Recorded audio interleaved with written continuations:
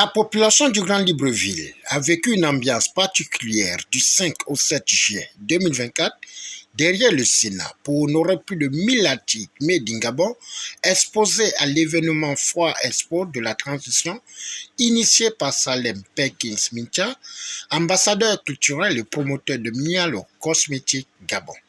C'est une grande satisfaction parce que nos objectifs au départ, c'était de réunir le plus grand nombre de producteurs locaux. Et nous avons réussi à réunir plus de 300 producteurs locaux selon des secteurs d'activité bien distincts. Nous avons les agriculteurs d'un côté, nous avons les consommateurs de produits locaux de l'autre côté. Nous avons des partenaires qu'on a fait venir de Chine pour la fourniture d'emballage. Nous avons des partenaires qu'on a fait venir de Corée pour fournir des machines de transformation de produits locaux. Nous avons des magasins avec qui nous avons signé des partenariats pour distribuer les produits parce que les consommateurs se plaignent depuis des années que les produits locaux coûtent cher. Et ça, c'est pas faux. Mais en amont, on ne se rend pas compte que les coûts de production sont tellement élevés. C'est ce qui fait que le produit final coûte beaucoup plus cher. Maintenant, pour remédier à cette problématique, nous avons pensé à faire intervenir tous ceux qui sont dans la chaîne de valeur.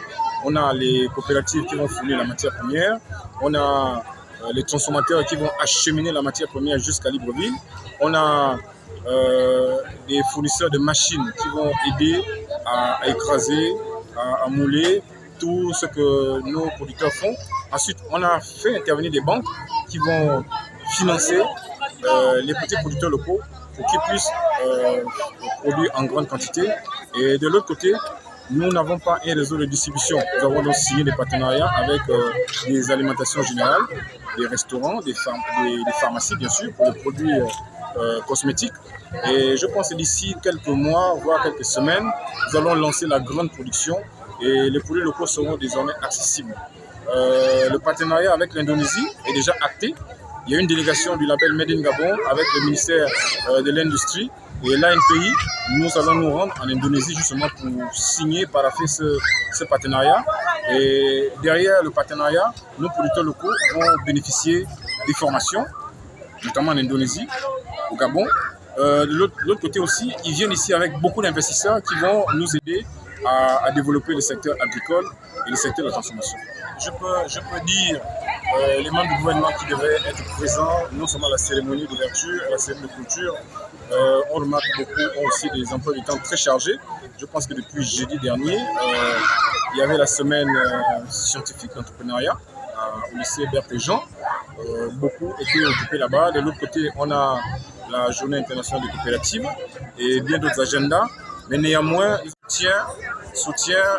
nous continuons à interpeller nos dirigeants de vraiment soutenir les producteurs locaux de façon pragmatique.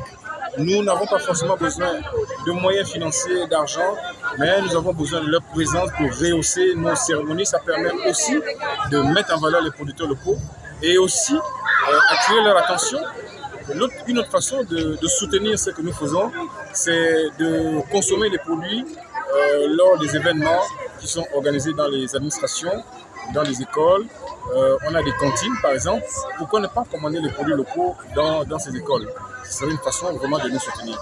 Initié par le label Made in Gabon pour la promotion des produits et services faits par les nationaux, a permis aux artisans, transformateurs, industriels, agriculteurs, commerçants d'être en vitrine durant 3 jours selon le sentiment des exposants. J'ai connu d'ailleurs parce que je suis fournisseur en Bolo depuis pratiquement 12 ans déjà, bientôt 13 ans. Donc de temps en temps, je viens dans les expositions pour continuer à présenter mon produit autant pour moi. Et puis, comment on appelle ça, chercher les partenaires. Si je peux aussi livrer dans d'autres magasins, si possible. Voilà. Et Léonard, je suis responsable commercial d'entreprise Maïsé Soft International. Pourquoi je me retrouve? Parce qu'aujourd'hui, nous sommes présents sur plusieurs pays, en Afrique précisément.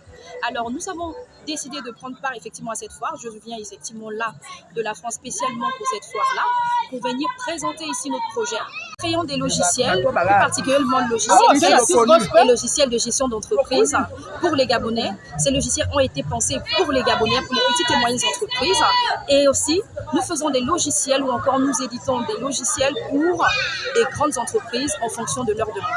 Nous sommes ici pour ça, pour montrer aujourd'hui que les activités des Gabonais peuvent être digitalisées. Alors, pendant ces 3 jours, nous avons vu effectivement que beaucoup de Gabonais en ont vraiment besoin.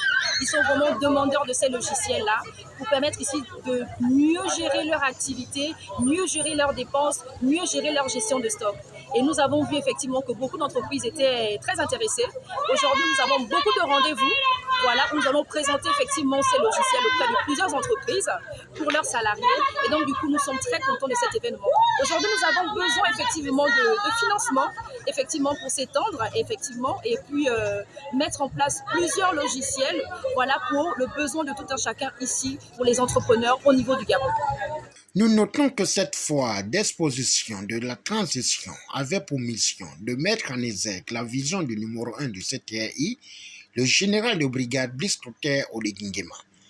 Au finish, malgré l'absence de certaines personnalités dues au calendrier très chargé, la pierre angulaire de l'événement, Salem Parkins Mintia, et son équipe d'organisation reste zen et optimiste vu la réussite de ce carrefour culturel.